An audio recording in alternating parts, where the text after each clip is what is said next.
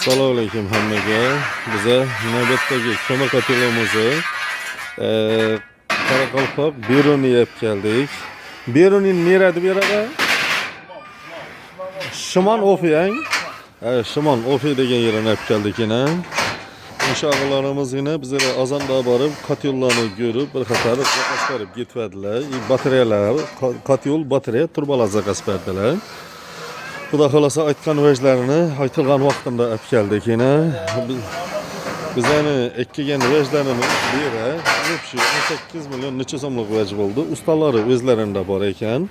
Bir qator o'zlarimiz ham tushuntirib proyektlarni berib kafolatlarni berib ketamiz. Kim shuning qatyollik xizmatlari, turbali xizmatlar, batareyali xizmatlar kerak bo'lsa, ekranda nomerlarga bog'lanaverasizlar.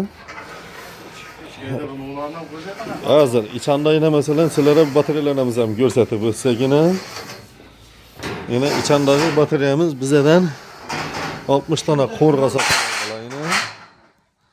Yine 60 tane qo'rg'a sotib oldilar. Keyin 80 metr turba, keyin bir katyol aldılar. Ekranlik hamma mida ichida vajlarini berdi. Hamma vajlari 18 milyon 250 ming so'm pul bo'ldi. Kim shuningdek xizmatlar kerak bo'lsa, ekrandan nomerlarga bog'lanaverasizlar. Endi mo'rliq turbalar ham hamma shuni ichida bo'ldi. Endi bir dona ustanovkalar ekanmiz, xudo xolasa ustanovka etsalar. Qolgan vajlar o'zlarida bor ekan, yo'q vajlarni o'zlarimizdan olib keldik. Og'a, endi shu vajlarni aytilgan vaqtda kelib berdimmi? Endi shu xudo xolasaga qatyolar 1 yilgacha garantiya, nov kamisi bo'lsa bemalol murojaat etaverasizlar.